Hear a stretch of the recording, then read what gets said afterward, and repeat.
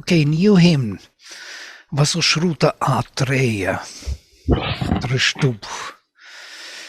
Tuvam Agneva Supatim Vasunam. Abhi Pramande Advareshu Rajan. Tvaya Vajam Vajayantah. Jayema Abhi Siyama Pritsutir Martiyanam. Abhisyama Pritsutir, Abhishyama, it's by Sandhi, Pritsutir Martiyanam. And this is my favorite phrase. So Sri Aurobindo, the divine will, priest, warrior, and leader of our journey. This is something, priest and warrior together. Just in India, you can imagine, not just priest in the church, but priest with weapons. But that connects to that the Rajarshi idea, no? The king seer. Sri Aurobindo says, because you see, Agni is not a Kshatriya, actually it's a Brahmana. It's interesting. But it has this warrior qualities, like Maruts also. Maruts are singers, Brahmanas, but they have weapons, they have spears, and they cut through. So this is something like Brahma and Kshatra together, put together. There is some power in knowledge and power going together. So the Rishi hymns the divine force that knows all the successive births of the soul, of its ascending planes of existence, and as priest of his upward and onward journeying sacrifice, gives him the purity, the power, the knowledge, the increasing riches, the faculty of new formation and spiritual productiveness, by which the mortal grows into immortality. One sentence, yeah? One more time. The Rishi hymns the divine force that knows all the successive births of the soul. On its ascending planes, the soul is growing, evolutionary, and of existence, and as priest of his upward and onward journeying sacrifice. So this is a sacrifice, the journeying sacrifice. Gives him the purity, the power, the knowledge, the increasing riches, the faculty of new formation and spiritual productiveness, by which the mortal grows into immortality. One can be satisfied with one sentence, and there is not much more to know. It's interesting that he uses the word hymn as a verb here. Hymns, yes, to hymn. He uses it so very often, Shubin. To hymn the divine force, yes.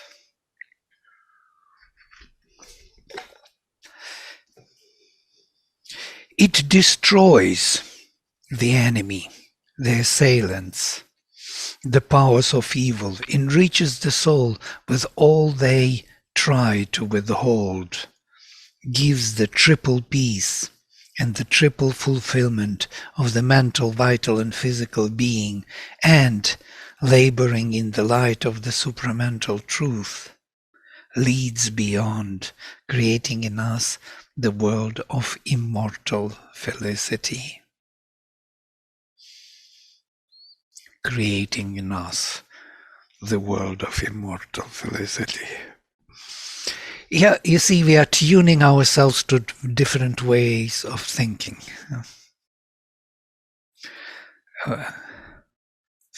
Tuam agneva supatim vasunam abhi pramande advareshu rajan. Strength, master over the lords of substance. Towards thee I direct my delight, in the march of my sacrifices.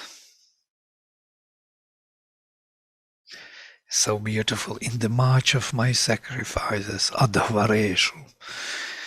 That is Sri Aurobindo's interpretation of adhvaram. Yeah, adhvaram for him, yajna adhvaram, from the first hymn, you remember? So this sacrifice journeying, or sacrifice pilgrim sacrifice, constant moving forward and changing our substance, our being, our consciousness, is the journey. It's also a Vedic imagery. By the way, that tells us that in the Veda we have the evolutionary concept, yeah? The very word adhvaram, moving forward and changing consciousness. O King, by thee increasing thy plenitudes, may we conquer our plenty and overcome the embattled assaults of mortal powers.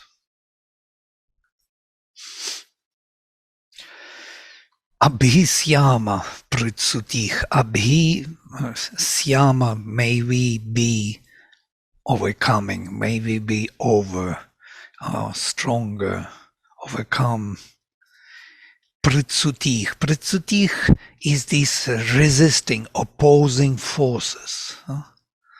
Pritsu is an interesting word, or pritsuti, hostile attack.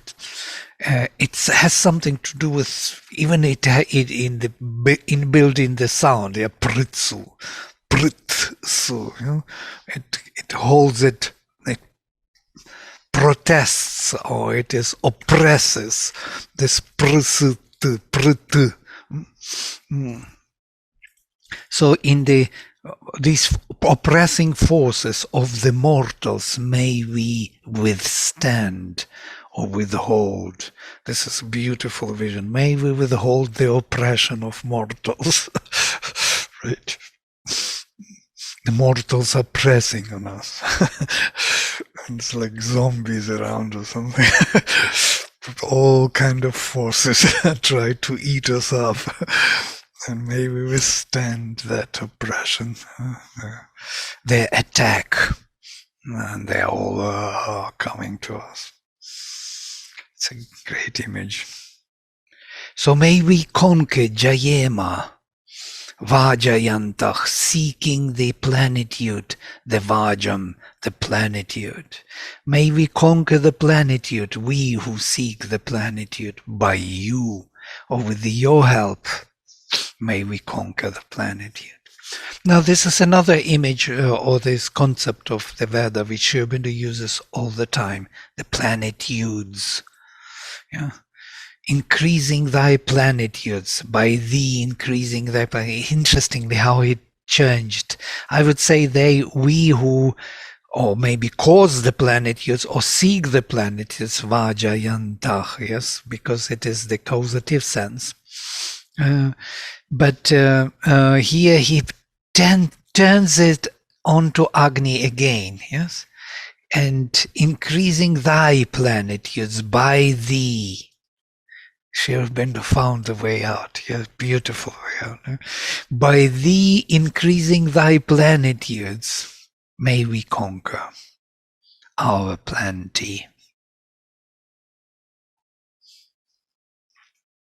and overcome the embattled assaults of mortal powers. Havyavad Agnich Ajaraf Pitanach Vibhur Vibhava Sudrishiko Asme Sugarhapatya Sam Isho Didihi Asmadriyak Sammimihi Shravansi. What a diction, yeah? Strength unaging, Ajarach, that bears the oblation. Havyavach, this is Havyavat, yeah? By Sandhya Havyavad, and intervocal position D becomes L, yeah? Havyavad, Agnir Ajarach Pitanach, our father. Vibhu, he in us pervades.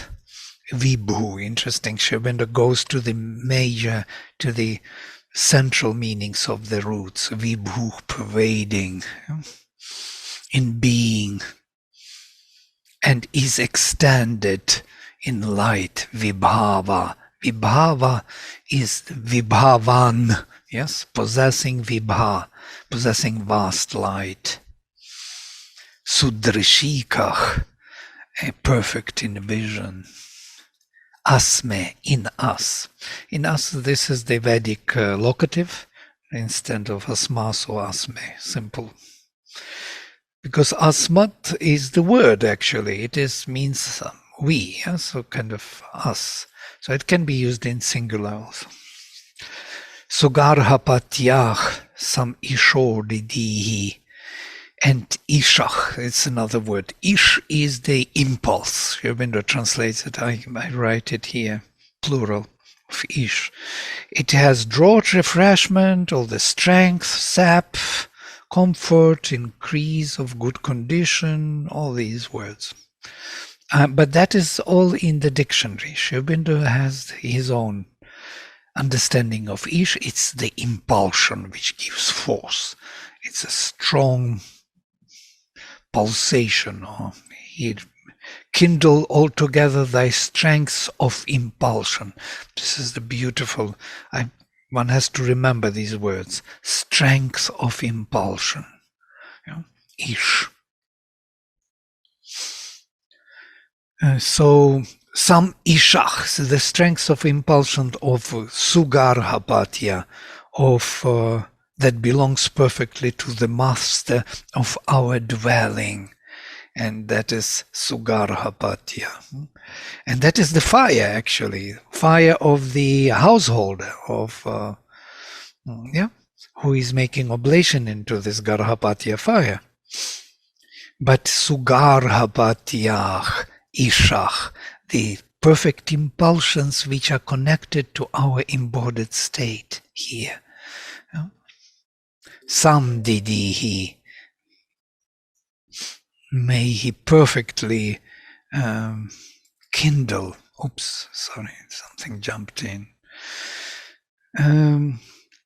Asmadriyak, turned towards us.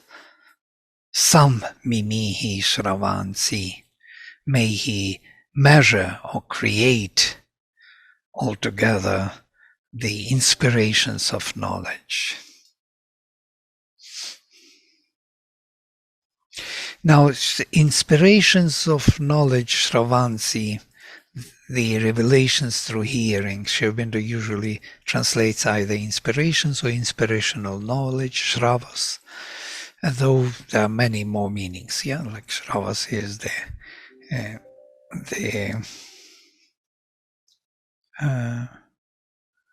fame, or because of that what you hear, or the word. This is an interesting word, to shru, to listen. Yeah, from here we have in Slavic languages. Slavic is from root shru, yeah, listening, and slovo in Russian and Ukrainian is the word, because it's heard. Yeah? And so Slovyane, what we call those who carry the slovo, the shravas, or Slavyani. There are two ways of reading, Slovyani and Slavyani. Slovyani, those who carry slovo, the word, Slavyani, who have the fame.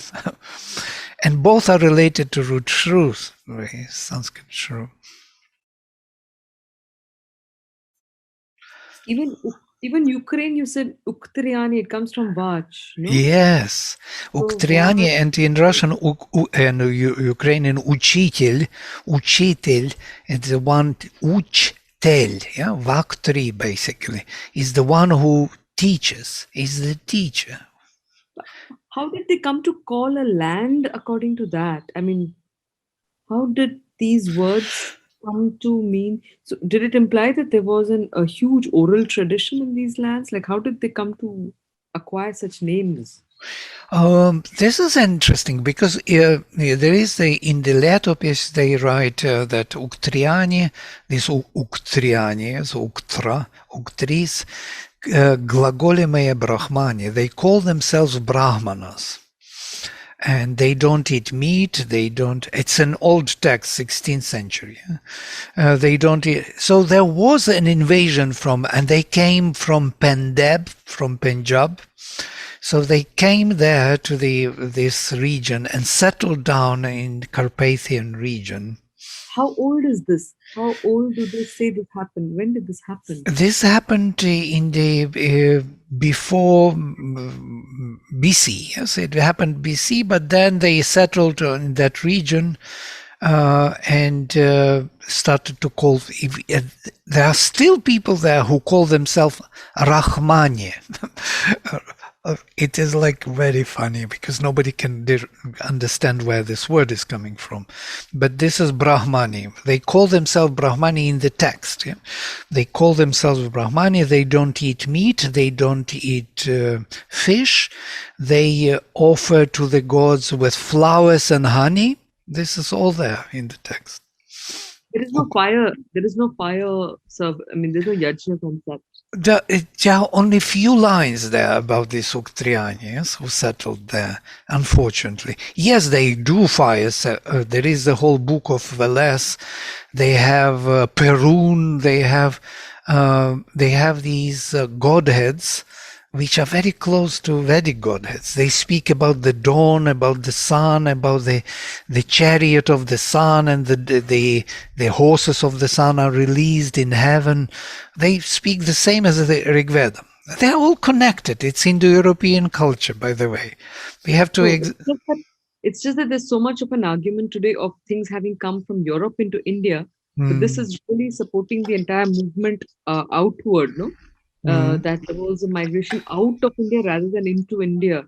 So this is a brilliant, I don't think people are really aware of this documentation that exists. It would be interesting. You've never thought of following up on this? My father was, all his life he was working on this text, by the way. That's why I know everything about it. And he translated it into you, because it's ancient on the manuscripts were written on the wooden and it is written in the language, runic language. You have to see, because to decode that language, it's not the Russian or Ukrainian script. Yeah, it's pre-Slavic scripts, Cyrillic script, pre-Greek, and they are written. You have to see. I will show you. I will send you the picture. Mm-hmm. They are all written under one line, like Sanskrit. Hanging, and this is first which shocked everyone. How come this is written as Sanskrit is writing under one line? Anyhow, there is a whole history behind it. Yes, how it happened, what it means, how my father translated all of these texts, and he was so interested in India because there's so much India there, the whole concepts, the philosophy, and the text starts, we do not know who we are and where we are coming from. Yeah, it's the beginning. And then the texts from the different myths, and from there you can start gathering that it is. But are these papers, are they in English, like translation into? I don't know about English. Most probably, I will find. Yes, my father translated. He was English teacher also. Yes. He was one of the most noted linguists. He was a very well-known linguist of Ukraine. He was in my view, he was one of the best, of course, because all his life, without any reason, without any, promotion, he was not in the system of this academic system which is promoting its own, and that was communistic system. It was blocking everything. So he did all his studies at home. He published a lot of stuff, and but it was his life, All his life he was doing this. He knew all the possible handwritings of different scribes in ancient times. He could immediately, he wrote in this way even. He could recognize them, their styles, because the scribes were rewriting the texts, making mistakes. He was rectifying all those mistakes in the manuscripts. It's incredible. Anyhow, that's where I'm coming from, and now you know. Sorry, what's your father's name? Oh, he's Boris. The same Yatsenko is my name, and so I inherited his name. Yes, Boris Yatsenko. But you may not find much on. You may find, maybe Google him. I never tried, because Soviet Union is a very different country. It's a different country. Anyhow, I will send you this on Velas, because and the picture of the how they were writing the script. It's amazing. And he translated. I will send you the translation, so you will see the influence of the Veda. Yeah, nothing's available. Nothing on Google. Nothing on Google. Yeah, it was pre-internet age, no? So yes. But do you have his works? Do you have? Do you have his? I have. Books and all? I have. I will send you. I will make a print and send you. No, this would be really fascinating. This is a fascinating talk. I'm just like thinking of it. If you can just talk about Ukraine, its connection with Sanskrit, the Vak aspect of it, it'd be brilliant. Yeah. I even published once with my father together in Mother India, even the article about the Suktriani. Yes, they were so also interested to know. But if you look into Book of Velas, they all came from Punjab, and from Punjab, basically. Yeah? And just one last thing is that why is it that the Russian letters adopted the Roman script, but then changed the meaning? Changed the sound so much. No, they adopted a Greek script, Cyrillic. But then they completely changed the pronunciation of it from the existing. So if you write in Russian, if you know English, you cannot read Russian because the letters mean different things. Yeah, like Greeks. Yeah, the Greek alphabet is different from Italian. Yes. From Roman. So Roman and Greek, these are two different alphabets, which created two different cultures, so to say, writing cultures. One is Western Europe, other is Eastern Europe. So the Greek was adopted. I learned Russian when I was in... Yeah? Sorry, I was saying I learned Russian when I was in college. And look, I don't remember much now, but the reading part, I really liked reading Russian. The language, the way it was written like this. It was very funny and also mesmerizing for me. I would just forget for a while. I would get confused in certain words when I had to pronounce English and when I had to pronounce Russian. So I was like, what is it? Yeah, the script is different. Yeah, Greek script. Once you know Cyrillic, you can read Greek more or less. Yeah. Okay. Well, there is much in that stuff. One can speak of these Ukrainians, Suktriani, and what they mean and why that. Brahmani, by the way, Brahmani is also Brahmana, means the one who carries the Brahman. And what is Brahman is the word, hymn. So Brahmani means the teachers who speak the word. Yeah. So do you have a tradition of, or like the hymns, this chanting, did these words? Yeah. Because I would imagine if they're there, is there a historical memory of it, or is there something that you see, we are speaking about pre-Christian era, so that's why it's kind of, first of all, Christianity was destroying it totally, erasing. Christianity was very hostile against pagan religions, and so these are remnants which just happened to survive here and there. Only few things survived. The rest was erased, effaced by Christianity.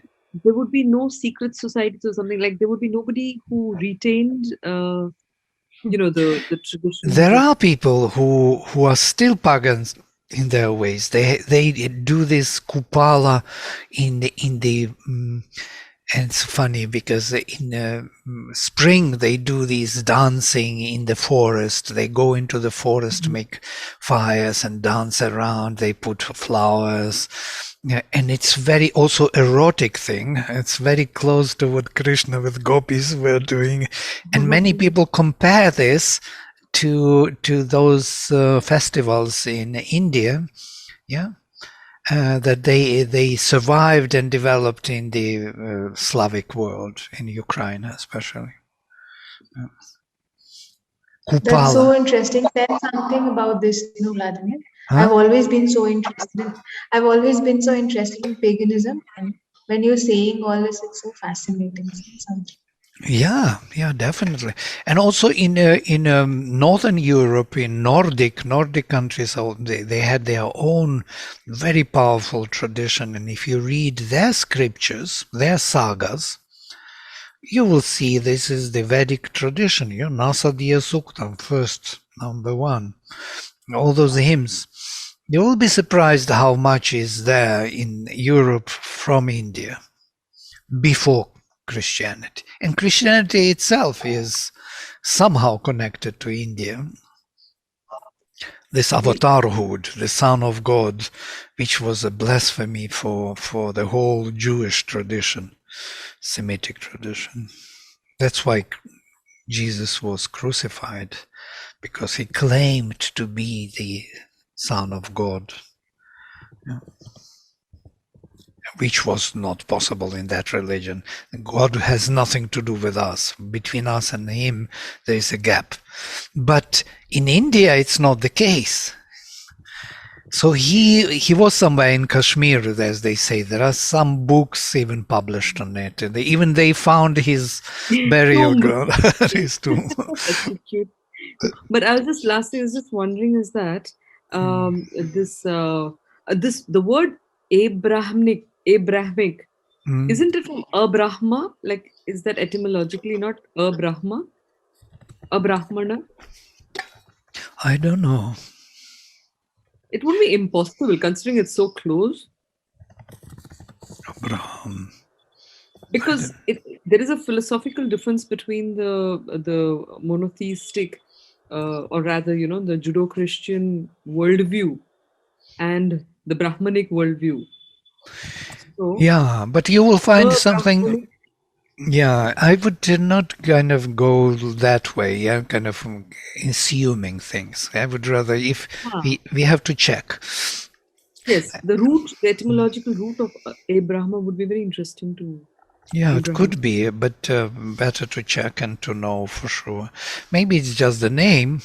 There is Abraham, there is Adam. What would you, Adam, Adi, maybe. I have no idea. Maybe it's from another root, because Semitic languages have their own roots, which are not very close. It's another family of languages. It's not Indo-European. So it doesn't fit into the Sanskrit system, yeah. So better not. It's more like Arabic. So how can you bring Arabic roots into Sanskrit reading? The Arabs and Semitic tribes, they are closer. They are brothers. They are twins, actually. Jewish and Arabs. Jews and Arabs. Anyhow, it was the father of a multitude from Ab and Raham. Maybe. To read it in Sanskrit setting is quite dangerous. I mean, Semitic words. But I don't say it could be some kind of 10%. Could be right. In my view, of today's knowledge of languages, of Semitic language. I studied actually the Hebrew in the university. I wanted to know the Kabbalistic. I wanted to read. Actually, when I joined the university, it's funny. When I joined the university in St. Petersburg for Sanskrit department, I wanted. They asked, "What do you want from this?" I said, "I want to prove." I knew nothing, but already I knew what I wanted. To prove that Semitic and Vedic have the common origin. Can you imagine? Such an idea. And then later I discovered that actually Mother and Sri Aurobindo are coming from these two traditions, bring them together. And Mother spoke all the time about pre-Vedic, pre-Chaldean tradition, which was one. And that's why she brought this symbol for Sri Aurobindo, which is actually a Semitic tradition of six-cornered star, and that lotus inside it is the Vedic tradition of the avatarhood. So she combined two traditions back. Why? Because they split once. One half went to the West and created Western tradition. That is Semitic. Yeah, basically these are Jews. The Chaldean tradition, Babylonian. They created all this alchemies and all this manipulation with matter, sciences. They started to go in the direction of power more, and created this materialism. Normal, so to say. And India went in another direction of holding to the spirit and denying matter more and more. So there was no possibility to keep both. From the Vedic times, they split. It's only in the Veda we have them still together. That's why Veda is so precious. We can feel it, how the spirit and matter and formation are working together. Agni in us create the planetutes. This is the oneness of spirit and matter. But after Vedic period, they split. Semitic, they would not speak about the divine in this way, that it will be here manifested in the form. No. It got split. It was there somewhere, not touching us, not coming to us. We have to deal here with our own way of doing things. We have to learn how to deal with matter. Became more and more materialistic. And Indian became more and more Advaitic, yeah? Denying nature, going only into the spirit, Brahman, Satyam, Jagan Mithya. Yeah? So the Sankhyan philosophy, so it was very interesting because the Sankhyan philosophy seems to be this creation viewed bottom up, where nature seems to be the base and Purusha seems to be on top, who has very different characteristics from nature.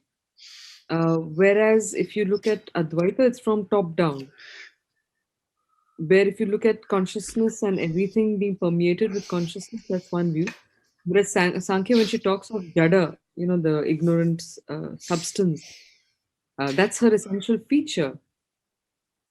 So but Sankhya kind of combines both in its own way. Sankhya is accepted by Vedanta, by Advaita also. Everybody accepts Sankhya because there is Purusha and Prakriti. Yeah? So there is spirit and matter. So matter of manifestation does not exist without Purusha. Yeah? It becomes an equilibrium of some kind. We cannot distinguish what it is. So the gunas are not mixed. So boom, there's some kind of being which is undistinguishable. Yeah. So does not. Without him, I exist not. Yeah, Mother says. This is him, she. And without me, he is unmanifest. He exists, but he has no manifestation. So Sankhya is actually an interesting combination or reconciliation between spirit and matter. It's a beautiful reconciliation. Yeah. But like, for example, in Sankhya, the matter is Jada. She's unconscious essentially. Whereas in Advaita, then everything is consciousness, essentially sarvam khalu idam brahma. So that Chetana stuff is there in every single part of creation. I mean, it is nothing but Brahma. So this Sankhya is the absence of consciousness in the Prakriti of Sankhya is a very interesting feature, which is not there in Tantra also. In Tantra also, there is the body and all of that still has the divinity. That's why you can go through the bodily things to achieve higher realizations.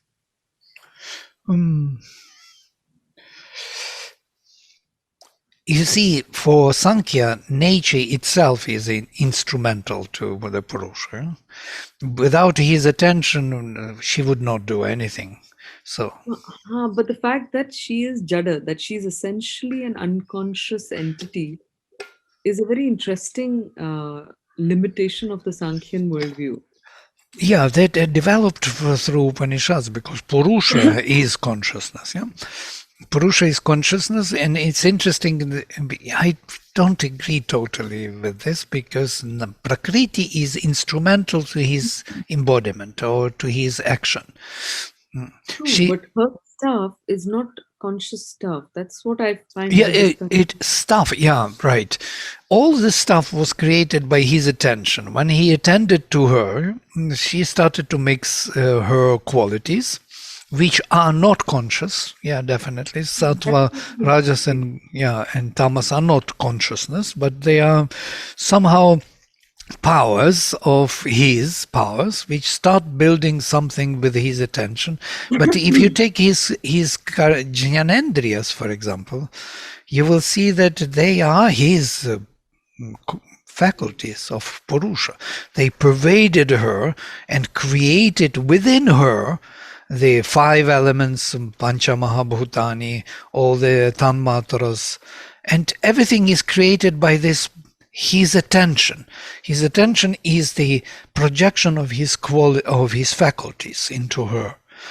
His eyes broke forth, his mouth broke forth. They all plunged into the Mahati Arnavat Prapatan. They all fell into the ocean, inconscient ocean. Yeah? And from there, it's a Vedic vision, by the way. And from there, they started to rebuild evolutionary the Purusha. So basically, these are the faculties which are present, and Sankhya takes them into Prakriti.